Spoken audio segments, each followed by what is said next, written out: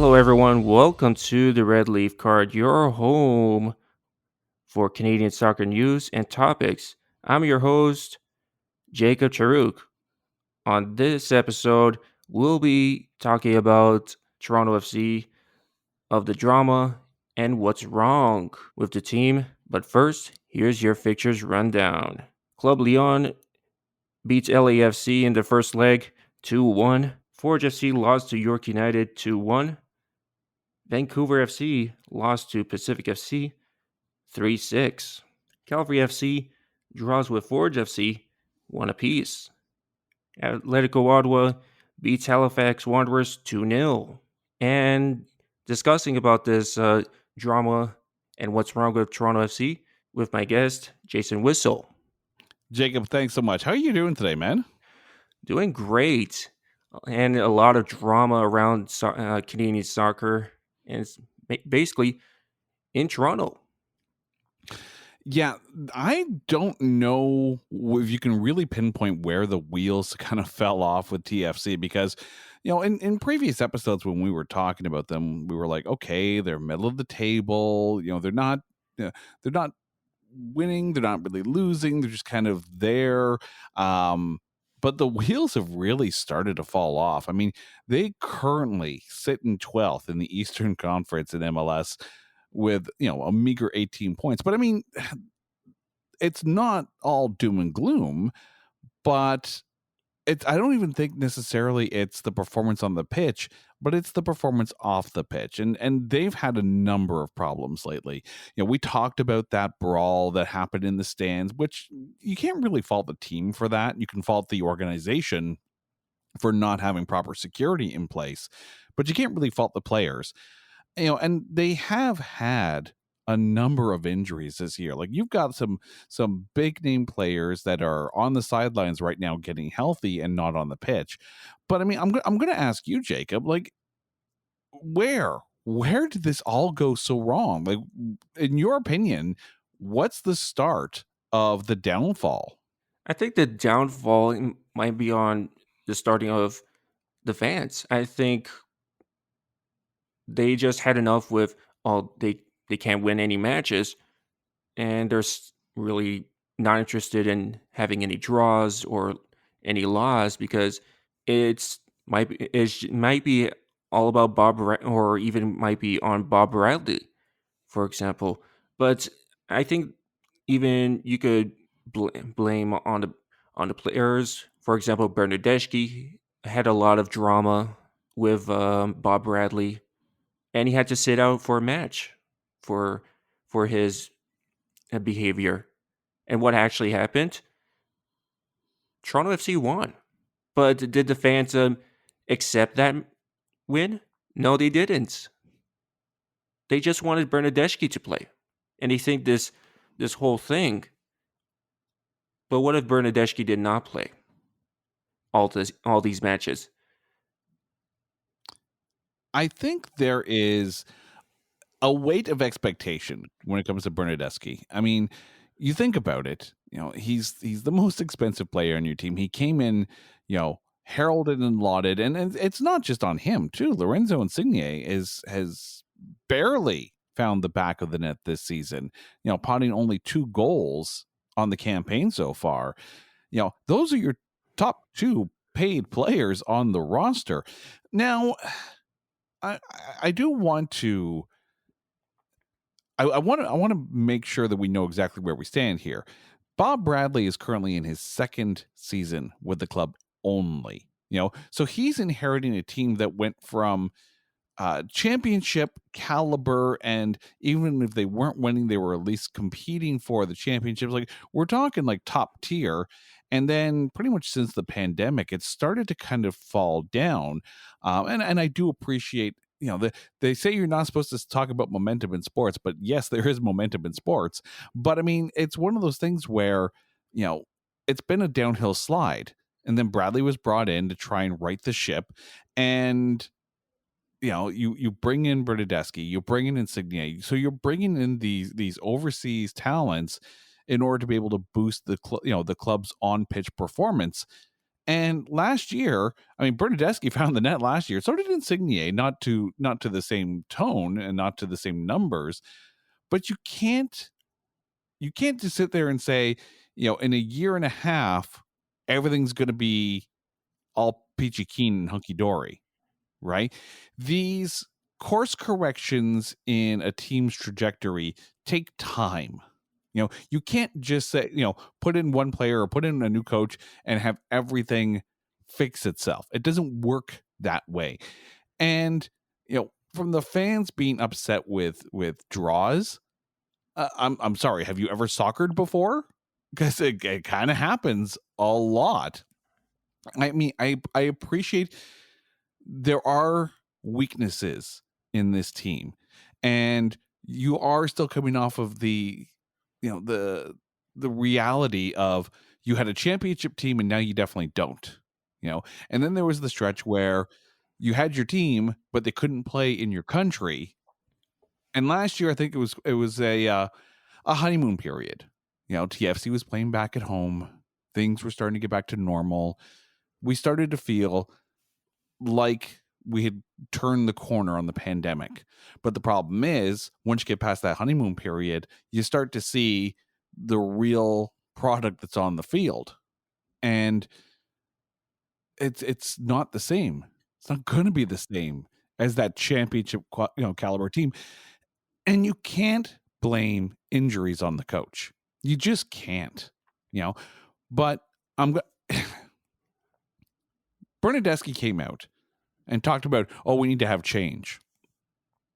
He's been there pretty much as long as Bob Bradley has.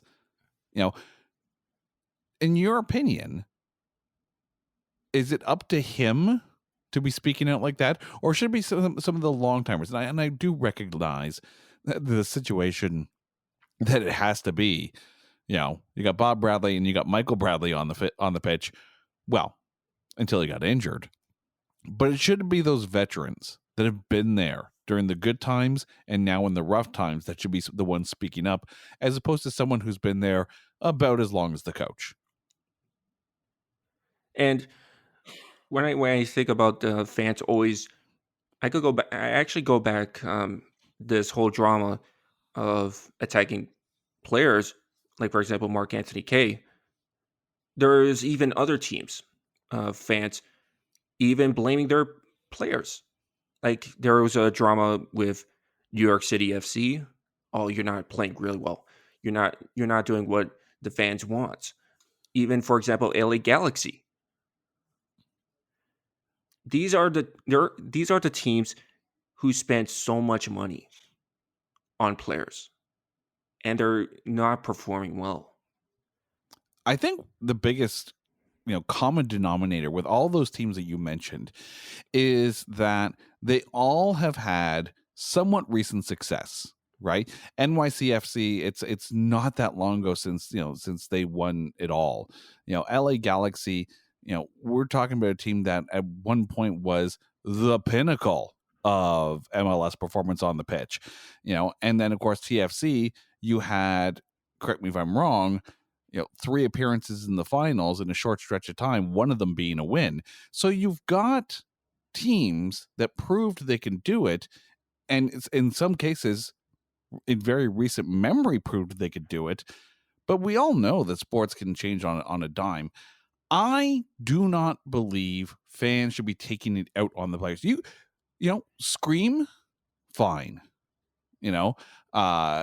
Stomp your feet, sure, whatever.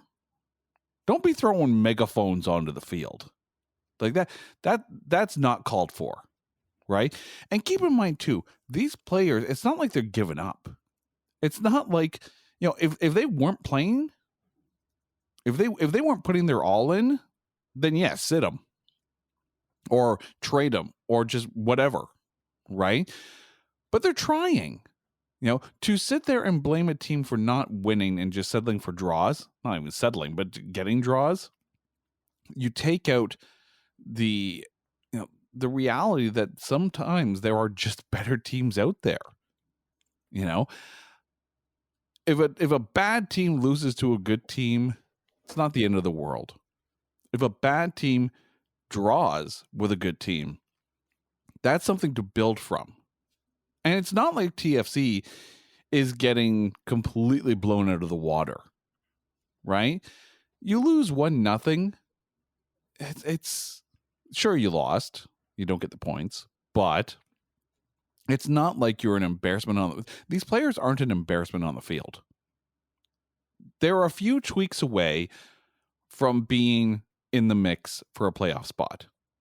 Yeah, and right now, for example, Vancouver Whitecaps, they're in the Western Conference. They're in the playoff seats. Now we're seeing Montreal, for example. They're just one place off of the playoff seats, and you have Toronto FC way back. Well, correct me if I'm wrong. It was just like a month ago where we were saying they're talking about CF Montreal and wondering what the heck it would take to spur them to do well. Well, guess what? We'll just take credit for mentioning everything that they've changed and doing well. But yeah, they started to play better and better. They turned the corner, and now you're right. They're like one spot out of the playoffs, and that just goes to show you that it doesn't necessarily take much, so long as the players that are on the field are healthy and motivated and feeling confident. And I don't think TFC feels confident right now. If your top scorer isn't finding the back of the net and he's complaining about we need change, well, Bob Bradley's not on the pitch kicking the ball. Bernadeschi's got 3 goals this year. That's it. 3. Insigne's only got 2. And he scored 1 against Minnesota just yesterday. Saturday, June 3rd. With assisted by Richie Leary. Yeah. And you take a look at that list of players that are out. Bradley, Osorio, Vazquez. You got 6 players total on the not available list. You don't have much in the way of room. So it's one of those things where you do have to give some leeway and sit there and say, for the players that we still have on the pitch, we're actually doing pretty good. And when your top scorers, I mean, what was the talk about the Leafs? And I know I recognize we're a soccer podcast here, but what was the talk about the Leafs when they got bounced in the second round? When your top scorers aren't doing their job, you're not going to win. Well, here, your top scorers aren't doing their job. That's Bernadeschi and Insigne. So how is that Bob Bradley's fault? When you admittedly, when you have that that many players on the injury list, you're going to be depleted. And the onus is going to be on the few players up front that can still score. But if your weapons aren't all there, then that's fewer problem points that they have to actually defend against. So yeah, it's one of the things where all you've got, if all you have left up there, right, it really is Bernadeschi and Insigne. You don't have much to cover. And I could even, for example, when fans always say Bob Bradley out and other people, for example, they don't even talk about Ali Curtis. For example, he's the one who decides who to sign in the transfer market, and this whole drama with saying Bob Bradley out, and they also go after Bill Manning. Bill Manning has nothing to do in the control of signing players of it. He has a different role of it. I've seen so many drama with saying Bob Bradley out, Bill Manning out, but not even saying anything about Ali Curtis. He's the one who does the managing. Bob Bradley is the coach. I think they're trying to basically try to. I have no clue why they're trying to dodge some person that is doing the managing of signing players. But the question is, it really is the question that if you're trying to get all these people that actually work for the Toronto FC, if you get rid of them and you sign new staff and nothing has changed, who's really what is the real problem? Well, you have to think too. You take a look at the contract situation, and you got Bernadeschi till 26. Like that's a long time, and you're going to have to build the team around him. You have a number of contracts actually expiring this year, and you have to sit there and say, what's the mood like? In the dressing room, right? Are they motivated? Are they confident? Because I'm not going to lie, you watch them in their defensive end, and TFC does not look confident at all. I have to agree with that. I think that every single time they're not doing really well in all these matches. But it is the question if some of the players are injured is the ones that are holding them back. Well, I mean, you can't blame an injured person for as holding a team back. You take a look at the starting lineup against Minnesota this past weekend, right? And if you know that you're letting in goals, it's smart to go with a 3-3-4 formation. But and there was some decent defensive work against Minnesota, but it's an unfortunate bounce, an unfortunate deflection that changes a win into a last minute's draw. Like TFC didn't look bad, but they still didn't look changed. And I think you have to look at Montreal. They had a lot of problems and a lot of poor performances at the beginning of the season, and they've turned it around. And it's not too late. It's not.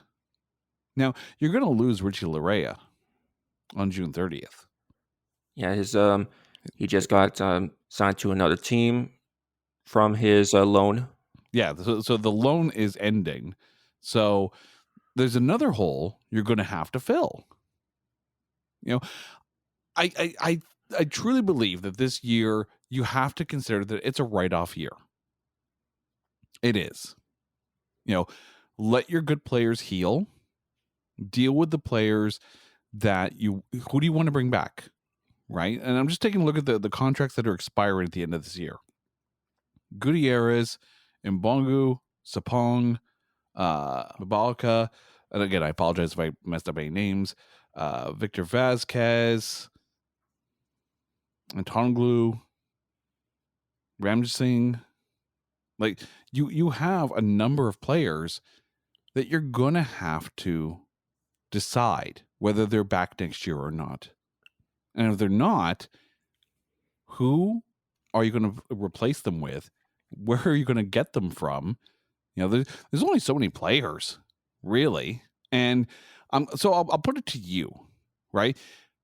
Strictly looking on the pitch, okay? Because the coach, the GM, they're not the ones kicking the ball. The fans, they're not the ones kicking the ball. On the pitch, where right now is TFC the weakest? I think usually right now during their striking, I think usually their fronts are the worst at this point. I think even right now, I think it might be every position at this point, but you can't even make a goal at this point. They're not doing well in scoring at this season. I think you're seeing right now the weak side of it is the front. Yeah, I mean, we mentioned, right? Bernadeschi is your top scorer. He's got 3 goals on the season, right? Obviously, he's not going anywhere anytime soon. But the thing is, as much as they're not scoring, they're not giving up as much. You got 16 goals for, 20 against. That's a -4 differential. You take a look at at New York Red Bulls, who, yes, admittedly, are just ahead of Toronto or TFC by 1 point, but they've only scored 11 times this year, still with a goal differential of -5. Montreal is storming back, and I think their -12 goal differential, which is the absolute worst in the East, is it's not indicative of the team that it feels like two different teams for Montreal. And TFC, while they're not they're not at the bottom, they're not the worst, but they're not finishing. They're halfway there, and 9 draws, that tells you right away, right? Like, it's almost like they're happy to walk out of those games with the point. So with Montreal, I think the record is not as good as the team on the field right now. With TFC, I think the record is very indicative of the team. And maybe it's a bounce here or there. Maybe it's one less injury, but it could be better. But I don't think fans shouldn't be that ticked. You take a look at NYCFC, who won more recently than TFC did. Not that long ago. Exactly. They're 1 point behind Toronto in the standings. It's Inter Miami, 5 wins, 11 losses, no draws. So it's all or nothing for them.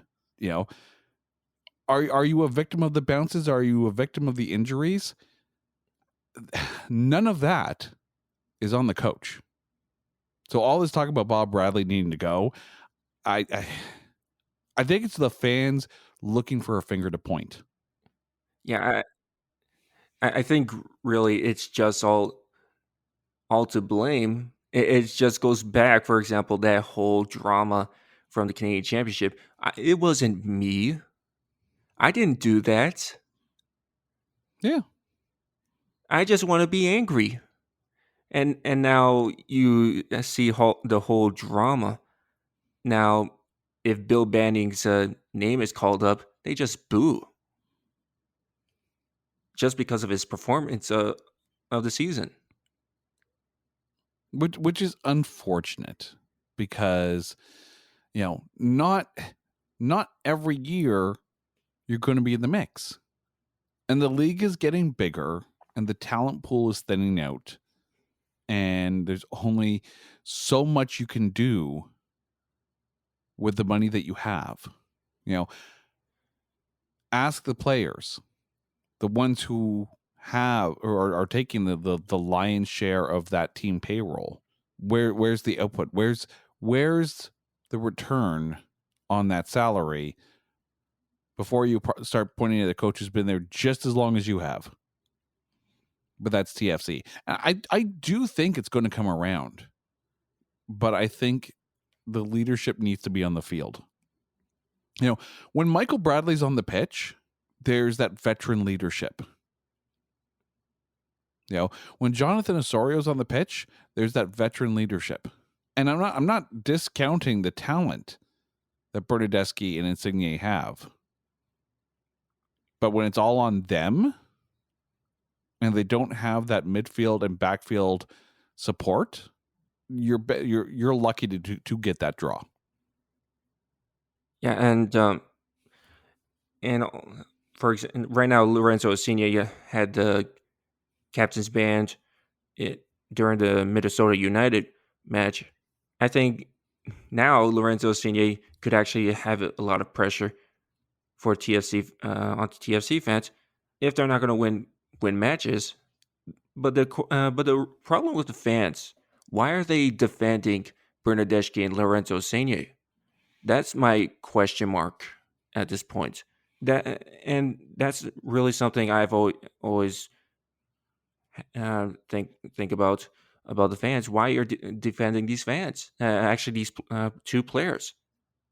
That's hard to say because again, these guys were brought in, from overseas because of their talent, because of what they were able to do over there, and it's not happening this year, and right now you've got the fans pointing at the pitch Bernadeschi pointing at the sidelines, sidelines pointing back at the players. Like it feels like that Spider-Man meme where everyone's pointing at everyone at this point.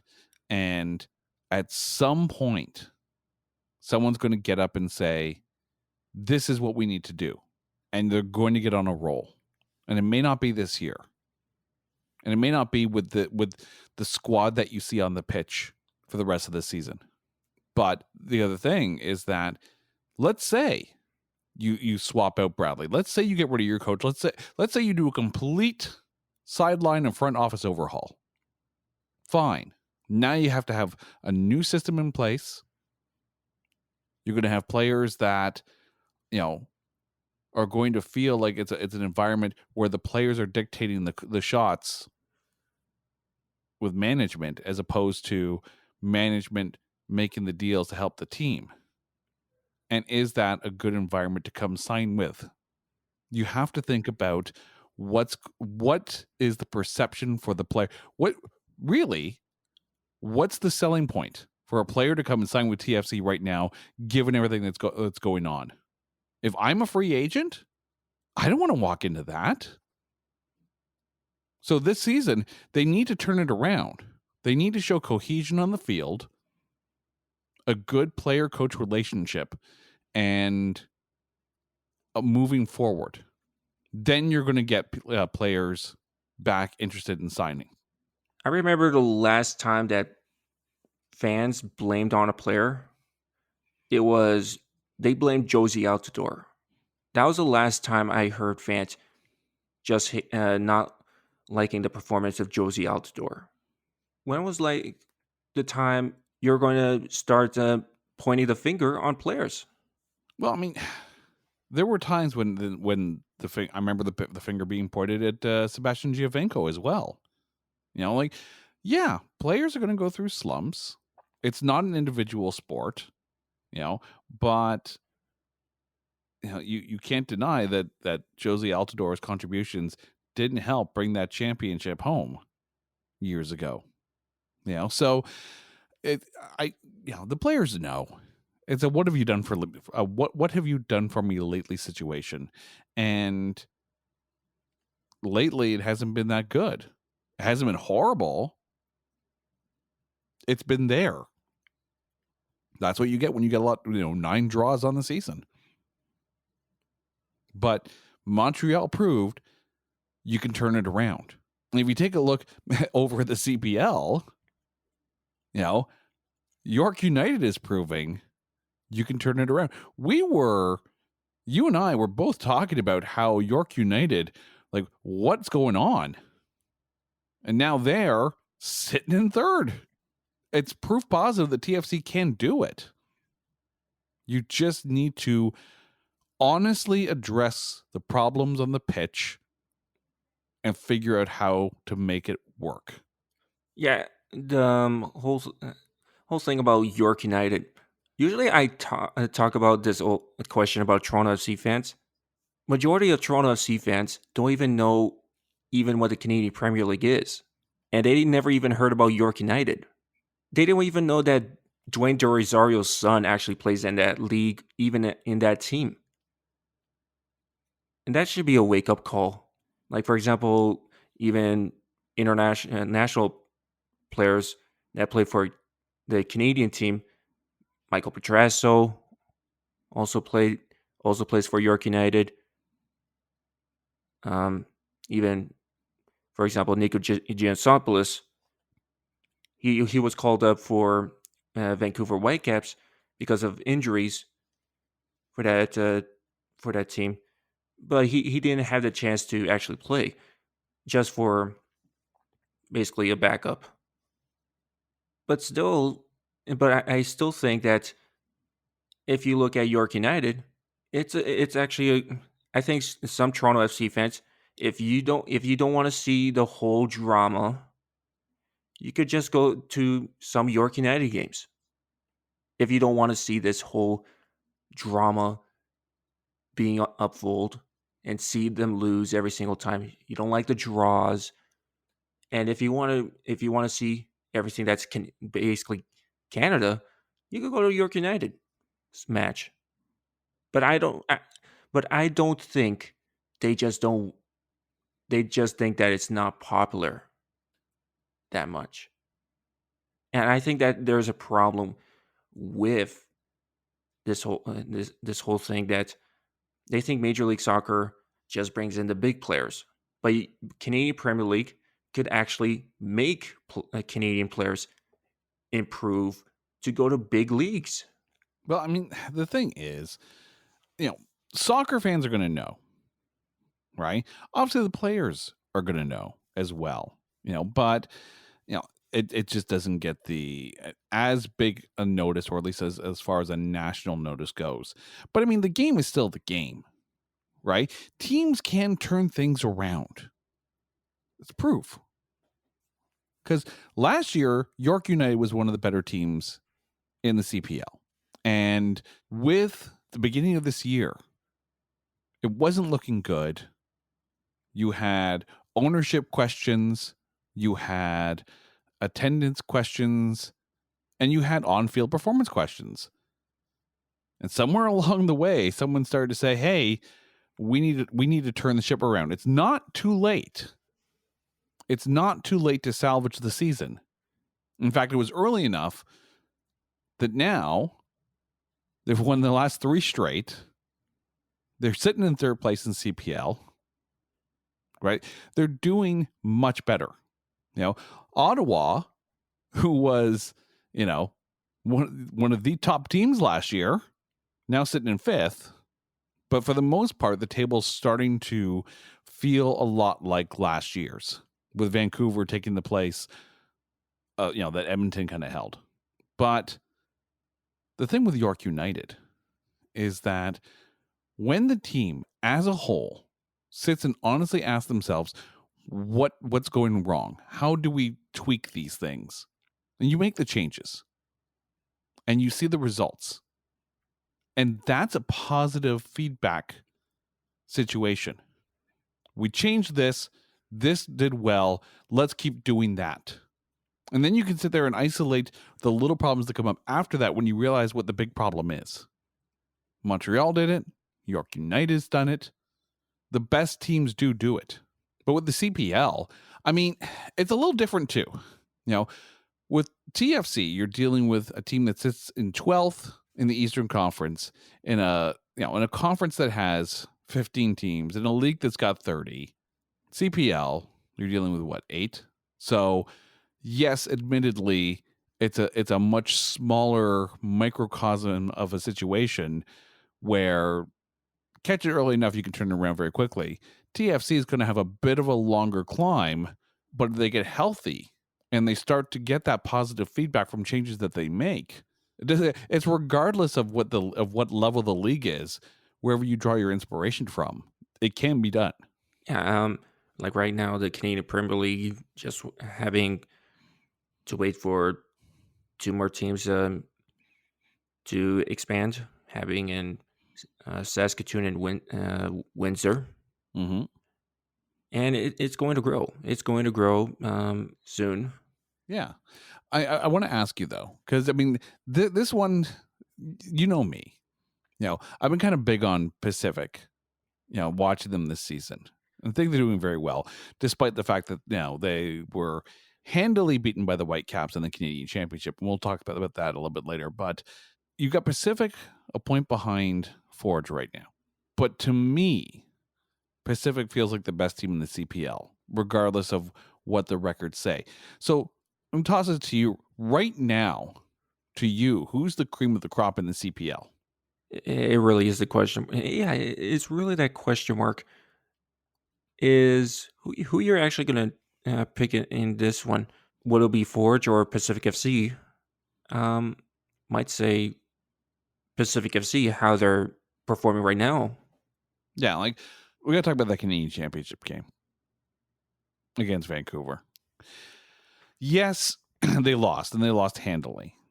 Yes, they were outplayed, but yes, they were playing against a Major League Soccer team as opposed to a Canadian Premier League team. Pacific had a bad game. And every now and then, no matter what sport, no matter what level, top teams are going to have bad games. It happens. But despite that, all season and all Canadian Championship season, Pacific to me has seemed the best team in the table. But the thing with Forge is that they always seem to find a way to win. So it's, and when it matters most, the old rule, just make it to the playoffs because anything can happen. Forge has proven that time and time again. But who knows? In a month's time, we could be sitting there looking at York United going, how did they get to the top of the table? Because I think with that positive feedback from the changes that they've made, York has entered the conversation. York has entered the chat, if you will. And I'd be curious. So let me ask you, because obviously you have covered the CPL and followed them much longer than I have. So I'm going to ask you, do you see a scenario this year where Forge is not in the conversation for the championship, for the CPL championship? Right now, you would think you would have to bring maybe like the top three right now. Maybe York United could actually be like could actually be the finalist. You could bring in Pacific FC into this, and right now you have a new system on the playoffs right now that the first place or the second place team are going to be versing each other, and the ones that lose in that first place versus second place get a second chance. So it's now going to be more competitive for this playoffs. And you question for the first place and second place in the regular season. It might be Forge FC and Pacific FC, which one is going to have the most struggle in that playoffs. And I would say that maybe York United could actually handle it more better since they're doing more better. And let's not forget that York just recently beat Forge. Yeah, and right now they beat Forge, and yeah, Forge FC has been going on those times they've for wins and draws. They've drawn. I think they've drawn to Halifax Wanderers. I think they've drawn to Halifax Wanderers in a match, and there's other teams that could actually beat Forge FC. I just take a look at Forge, and again, maybe this is just me loving an underdog, but you saw, and I'm going to draw another hockey analogy here, so bear with me here. You saw Tampa Bay Lightning get bounced in the first round after kind of limping into the playoffs. But, Tampa Bay has been to the last 3 straight Stanley Cup finals. And put an asterisk on 2020 if you want. I don't care. But they were still champions that year. And they were still champions the following year. And, they had a good run against Colorado the following year. Eventually, championship teams run out of steam. And the break is actually sometimes better for them. There is such a thing as too much playing in one year, or at least in consecutive years. You do get championship burnout after a while. And sometimes the best thing is a bad year, so you objectively take a look at what needs to be fixed. With Forge, they've been the best team pretty much since like the last few years, consecutively. Always in the mix, always going, far into the playoffs, if not winning it all. After a while, people start to figure out their patterns, their system, and sometimes players just get tired. So again, maybe it's just me liking an underdog, but I with York coming back, Pacific doing well, Cavalry is still being Cavalry. Let's not forget them. But maybe Forge isn't in the mix come season's end. And York is a perfect example of how quickly things can change in a small league. Even for example, you could bring up the NBA, for example, like Miami Heat. Right. Or the Florida Panthers this year. Just make the playoffs. Yeah. Now I think this is a question mark about the Canadian Premier League awards, could Bobby Smyrniotis could actually get robbed for Coach of the Year?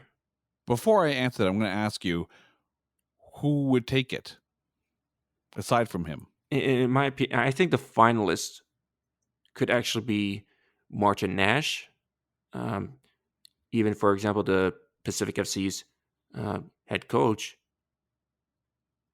But it's this whole thing about, will Bobby Smyrniotis actually win the Coach of the Year? He's been always in the finalist. He got taken during the Island games. He got beaten from Stephen Hart, that coach for Halifax Wanderers. In my opinion, is I think Bobby Smyrniotis should have won that season, and then later you have Pablo Ducal, who won the third season. In the fourth season, Carlos Gonzalez won that. I just feel like Bobby Smyrniotis just gets robbed every single season. But in my opinion, is one of those seasons, Bobby Smyrniotis should have won Coach of the Year. So in my opinion, that Bobby Smyrniotis is always having, finally, will I actually win it? Because it's been a long time. Even the fans even say that Bobby Smyrniotis should win this for this season.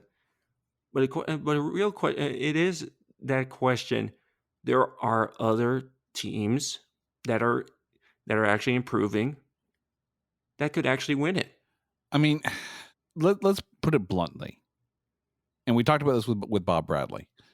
The coach is not the one kicking the ball.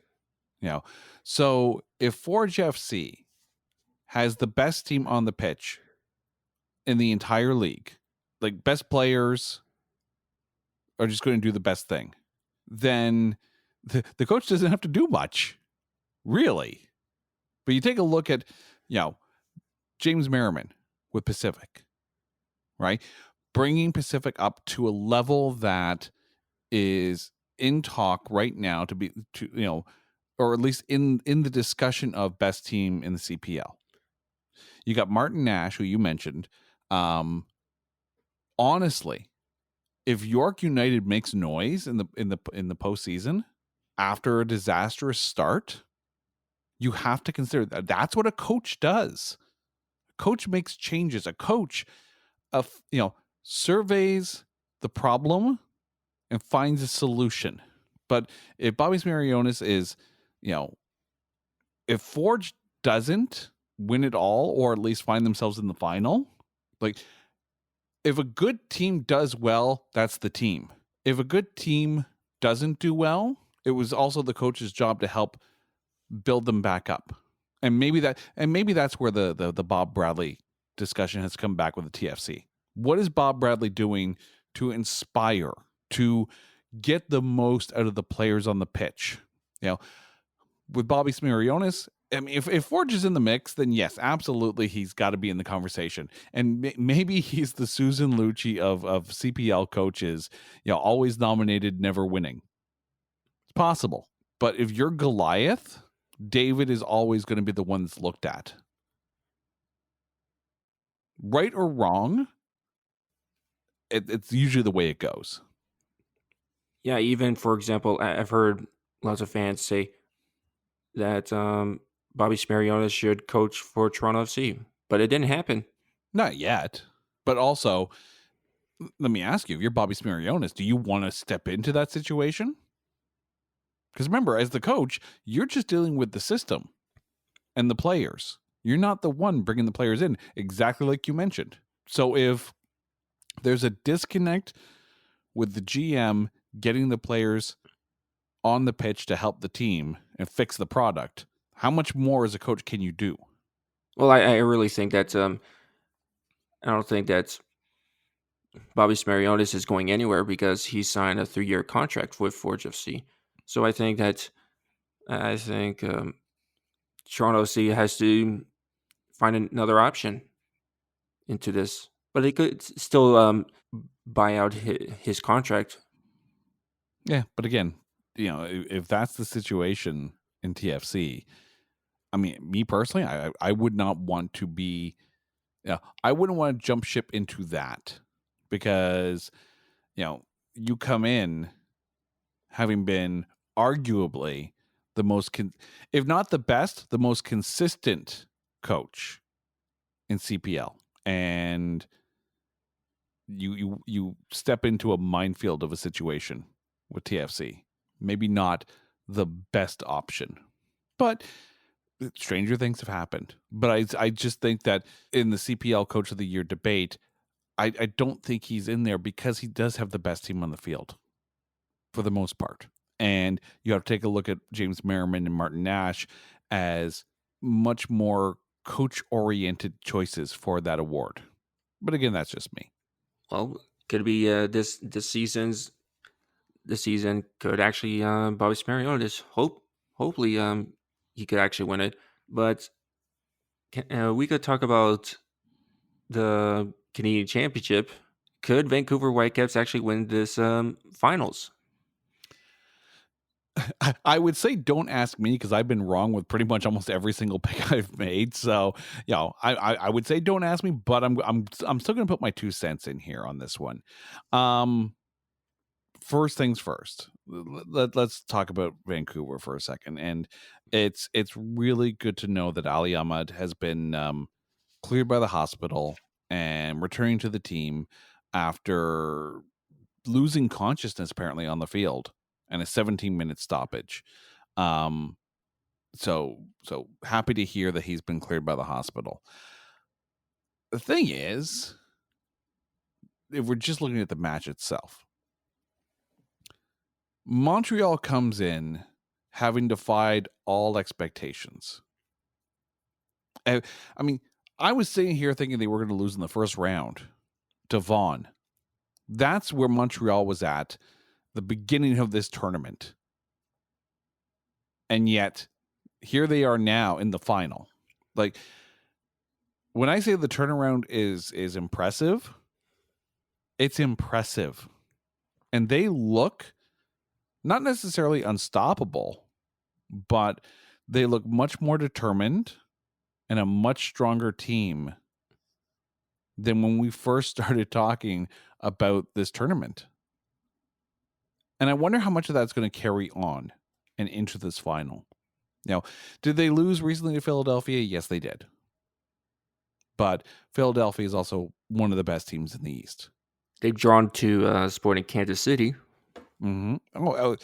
Montreal has done very, very well in turning in righting the ship, which was the Vancouver Whitecaps they've drawn to. Yeah, and I think Montreal. I think that Montreal losing to Philadelphia Union. I think Montreal will recover from Major League Soccer season. Even Vancouver Whitecaps is already in the playoff picture. Now it's that question mark that can they bring all the whole 100% into the Canadian Championship for these two teams. And in my opinion, I would have to go on the Whitecaps because they're really doing well. I think as much as I have been kind of on Montreal's case through this entire tournament, I am here to gracefully say that I have been wrong this entire way. Montreal has proven me wrong, so kudos to them. So I'm gonna flip the script here and go against you and say that I think Montreal carries that swagger into the final, and I think Montreal actually wins it all. It can't be downplayed, the turnaround that this team has shown, and it's been consistent. Like, yes, a stumble against Philadelphia happens, but for the most part, Montreal has figured out what was wrong and righted the ship. Vancouver, yes, absolutely, they're in a playoff spot in the West. They've been there almost the whole way. They've been steady, and up until, I mean, you saw how handily Vancouver, dispatched Pacific FC, which, as much as I like Pacific, it's probably bound to happen. But I don't know. I mean, I can sit here and say Montreal's going to win and Vancouver's going to prove me wrong yet again. But I wouldn't be surprised if Montreal does find a way to pull it out. They have a chip on their shoulder now. And that carries a lot of weight when it comes to determination. Well, usually everyone was surprised that TSS Rovers actually took out Valor FC. Everyone didn't. Everyone thought that Valor FC was actually going to beat them.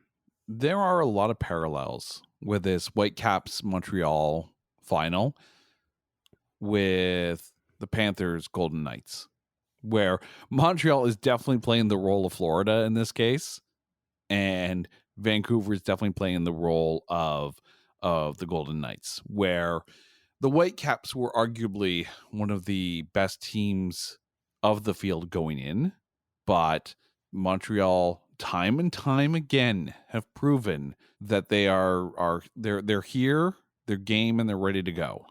So whoever wins, if Montreal wins, that's a huge cherry on top of the comeback cake.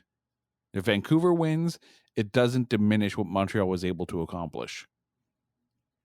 And repeat it. Yeah. But either way, Montreal have taken this tournament as a way to, to almost launch themselves back into the MLS playoff conversation. So either way, it's win-win. Yeah, I think this is going to be also a difficult matchup. I think it's going to go really who's the one who actually wins it. Or it could go all the way to PKs at this point. It would not surprise me. I predict a bit of a chippy match, I think.